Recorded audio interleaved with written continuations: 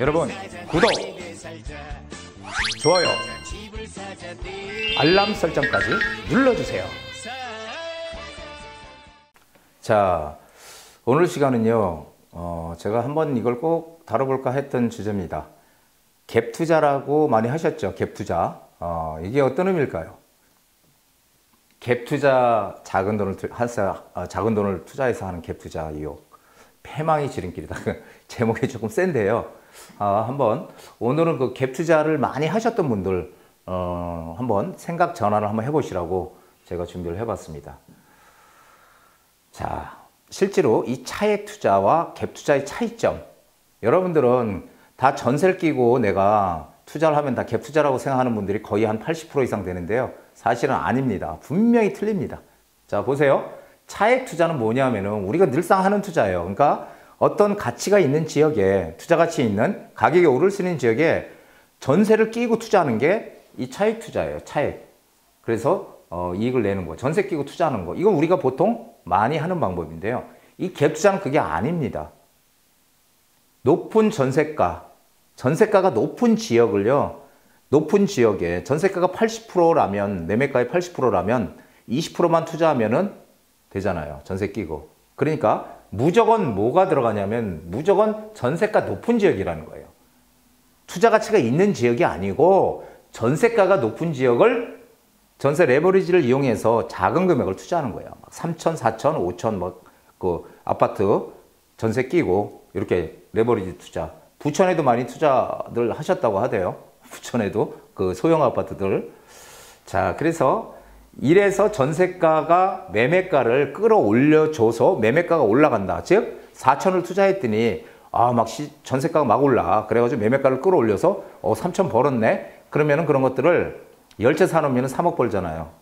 한 채당 3천씩 오르면 작은 돈으로. 그러면 4천씩 투자하면 10채면 4억이죠. 4억 투자해서 10채 사가지고 2억 벌면은 성공적인 투자죠.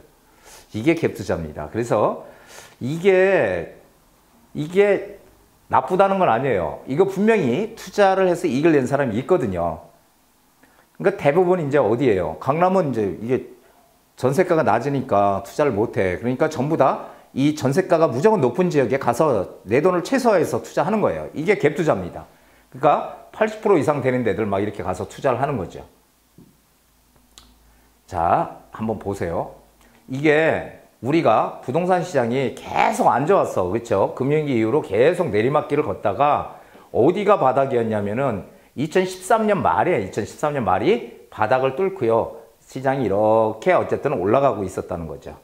2013년 말에. 그런데 중요한 것은요. 이때 제 강의를 만약에 2013년도에 여기 와서 저희 연구소에 와서 강의를 들었던 분이라면 기억이 하실 겁니다.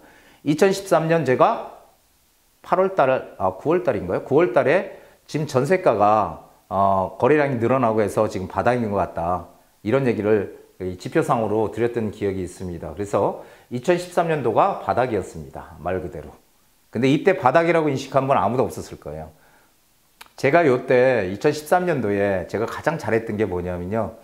그때 재개발이나 재건축 지역들 전부 다 뭐 사업이 되느니 안 되느니 숨죽이고 있던 재개발 재건축 지역들이 다시 움직이기 시작했어요. 다시. 조합장이 없던 재개발 지역 다시 조합장 선출하고, 그리고 뭔가 움직임들이, 하려고 하는 움직임들이 곳곳에서 다 나타났다는 거죠. 그걸 제가 파악을 하고 지금 바닥이니까 투자해야 된다고 얘기했던 게 2013년도입니다. 자, 그래서 그때 한남 뉴타운 30% 이상 빠져 있었고요. 부가인 뉴타운 같은 경우는 프리미엄이 마이너스 2천짜리 있었습니다. 그런데 제가 그때 어떤 얘기를 드렸냐면은 재개발은요, 아무리 외곽 지역, 아무리 정말 사람들이 선호 안 하는 지역, 지금은 틀리지만 옛날에 우리 그 신길동, 신길 뉴타운 누가 선호했습니까? 선호 안 했거든요. 그런 지역이라고 할지라도 기본적으로 프리미엄이 1억은 오른다. 그런데 지금 마이너스 2천이다. 투자해야 됩니다. 이렇게 얘기했던 시절이 있었는데 몇 명 투자 안 했죠? 그래서 하여간 그때가 참 아쉬웠던 것 같아요. 그때 좀 많이들 했으면은 제가 좀 더 많이 알려졌을 텐데 그때 소수의 분들만 투자를 했어요. 왜냐하면 그때는 전문가들이 다 하지 말라고 했던 시절이죠. 2013년도 바닥이 아니라고 얘기했었고, 지금 생각해 보니까 기억이 아련합니다. 자, 그래서 2008년도 경제 위기가 이게 시작이 됐고요. 수도권 부동산이 2013년도까지 침체를 하다가 반등을 했죠. 2013년부터 올랐어요. 2013년부터 오르기 시작해요. 그러다가 여기 있죠. 상승하기 시작했어요. 그리고 이제 미래가치가 높은 이 강남 재건축을 중심으로 해서 이 가격이 오르기 시작했습니다. 많이. 자, 그러니까 그 수년 동안 계속 안 오르던 정말 가치가 없는 한 동짜리 아파트라고 하더라도 같이 오른 거예요. 같이 오른 이유가 뭐예요? 그동안에 계속 안 좋은 경기가 안 좋고 시장 상황이 안 좋으니까 오르지 못하다가 결국 전체가 다 오르니까 가치가 있든 없든 간에 다 올랐다는 거죠. 가치 없는 거. 여기서 차이점은 뭘까요? 가치가 있는 것은 더 많이 올랐고요. 가치가 작은 건 안 올랐어. 조금만 올랐어.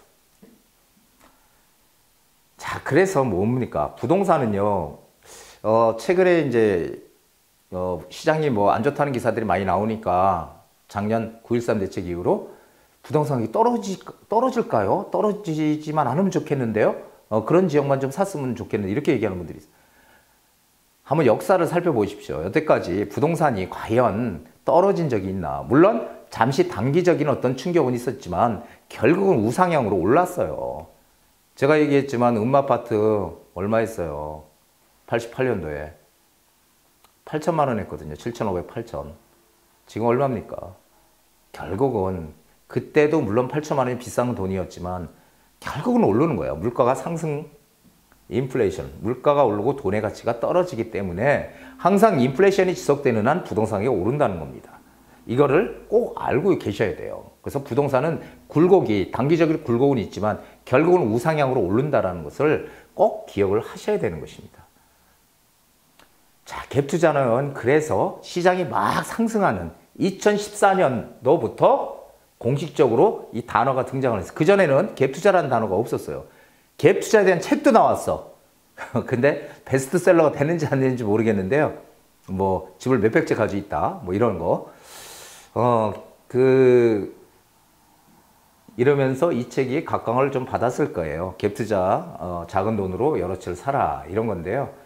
자, 그런데 2013년 이후에 말씀드렸지만 가치가 있든 없든 가치가 있는 게 많이 오르니까 가치가 없는 것도 올랐어. 그래서 그때 정말 우리 집 왜 이렇게 안 오르지 했던 분들도 올랐어. 갑자기 막 집값이 올라. 그러니까 갑자기 착각하는 거예요. 이게, 야, 우리 집의 가치가 이게 커져서 갑자기 커졌나? 그래서 이렇게 올랐나? 그거 아닙니다. 그거 아니고 전체 시장이 오르니까 오른 거예요. 자, 그러다 보니까 이때 돈을 번 분들이 있었겠어요? 없었겠어요? 당연히 있었죠. 근데 문제는 그게 가격이 올라서 내가 제대로 팔 수가 있어야 되잖아요. 갭 투자는 물론 내가 돈은 안 가지지만 올랐어. 3천씩, 3천만 원씩 한 채당 올랐다고 쳐요. 4억 투자해가지고 3천만 원씩 10채를 샀어. 자, 그런데 그렇게 해서 오른 건 기분은 좋은데요. 시장이 상승 국면에서만 오른다는 겁니다. 이게 시장이 전세가가 오르면서 매매가도 오르고. 그래서 이게 아주 갭 투자가 성공적으로 보이는 시기에 이게 어디냐라는 거죠. 첫째, 부동산 시장이 침체기를 뚫고 다시 막 상승해. 그러니까 막 너도 나도 좋아. 다 올라 가격이. 그러니까 이때는 어떻게 해요? 이 초기 시장이죠. 막 오르는 초기 시장. 이럴 때는 어떻게 해? 다 오르는 거예요. 몽땅 다. 최근 우리 한 2, 3년 사이에 서울 집값 다 올랐거든요. 안 오르는 데가 없어. 아무리 눈 씻고 찾아봐도. 얼마가 올랐든 차이는 있겠지만 많이 오르고 작게 오르고 다 올랐어요. 그게 바로 이 초기 시장, 상승하는 초기 시장. 둘째는 부동산 시장이 정말 뭐 화랑이야. 초기 시장부터 시작해서 막 화랑 국면으로 갈 때는 갭 투자가 유효합니다. 그런데 그 시기가 지나면 이제 그때부터 문제가 생기죠. 팔리질 않아요. 팔리질 않아가지고 이걸 어떻게 해야 됩니까? 이렇게 오시거든요. 이걸 어떻게 하면 좋겠습니까? 20채 가지는 분도 있어요. 수원의 소형 평형 단지에 갭 투자로 20채. 그러니까 이게 투자를 몇 개 샀는데 오르는 거야. 이게 3천만 원, 4천만 원. 그러니까 또 샀어, 그걸로. 그래가지고 계속 늘어났어요. 자, 지금은 어떨까요? 잘 팔릴까요? 위험하다는 겁니다.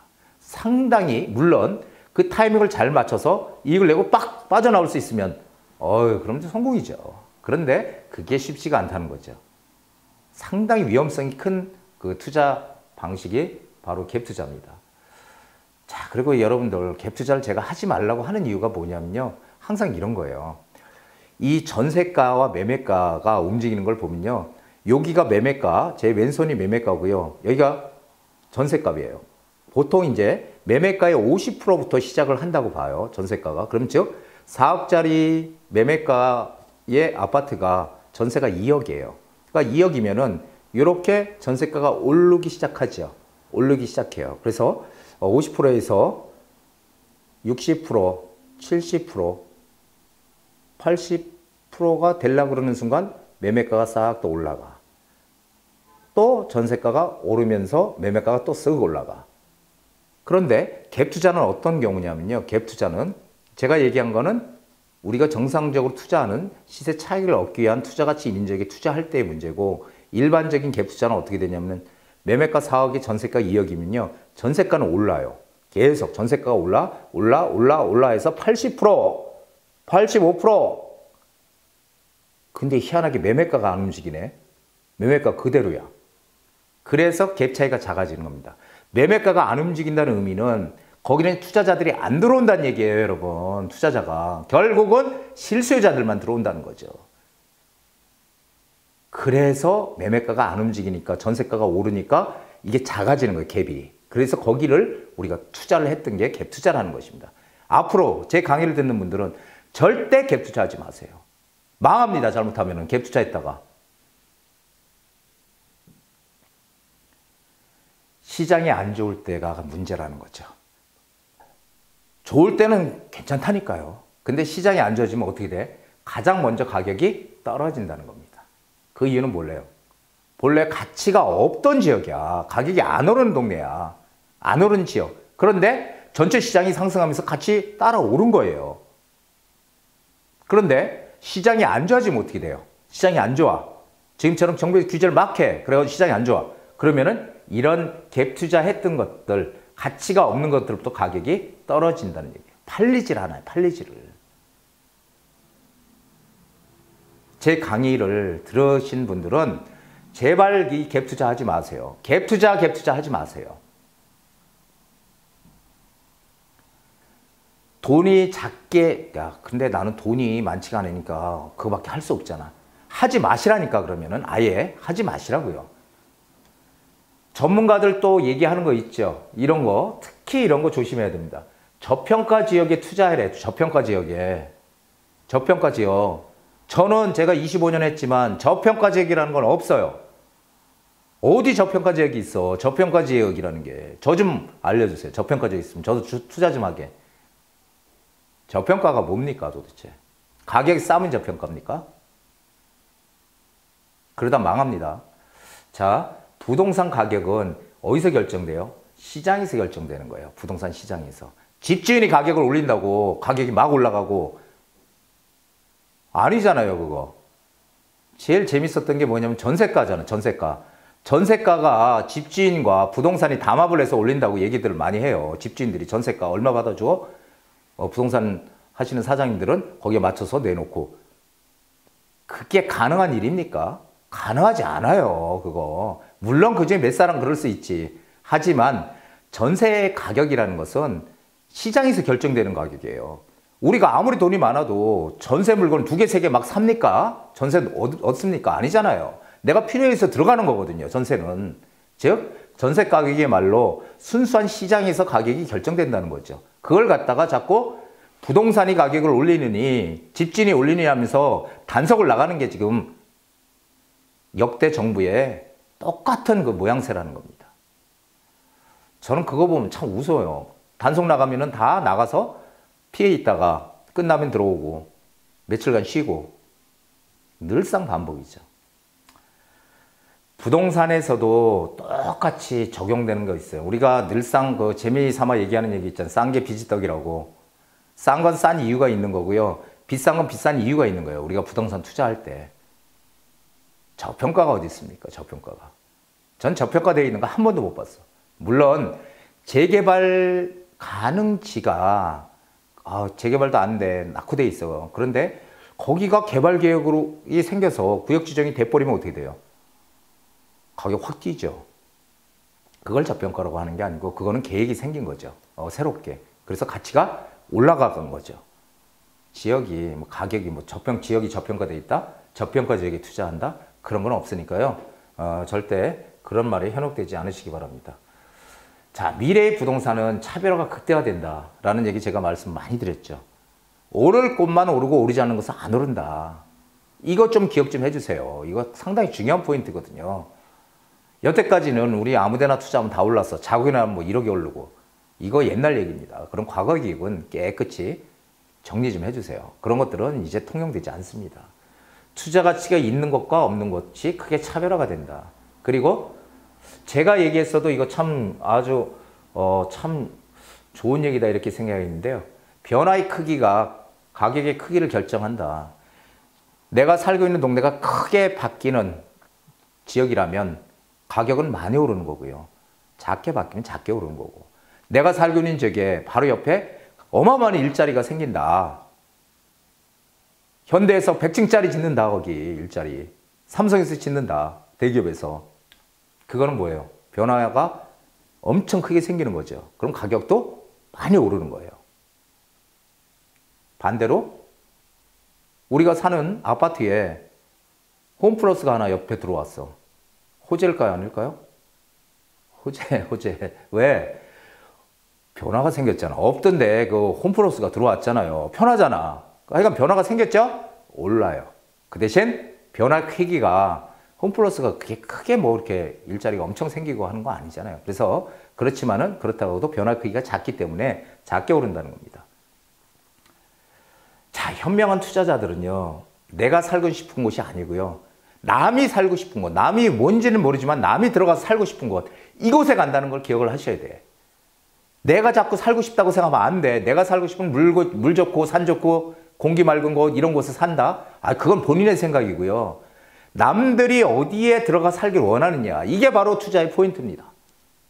한마디로 말씀드린다면.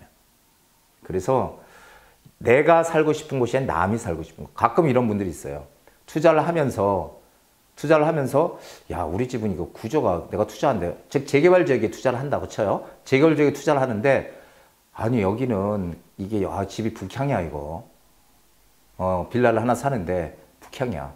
그리고 이게 방도 이게 좀 약간 꺾여서 이게 좀 뭐가 구조도 안 좋아. 그러니까 이거 사면 안 돼. 이렇게 얘기하는 분들이 있어요. 근데 아니 재개발에 우리 가치를 보고 사는 거지 그 집 구조를 보고 사는 겁니까? 내가 들어가 살 거 아니잖아요.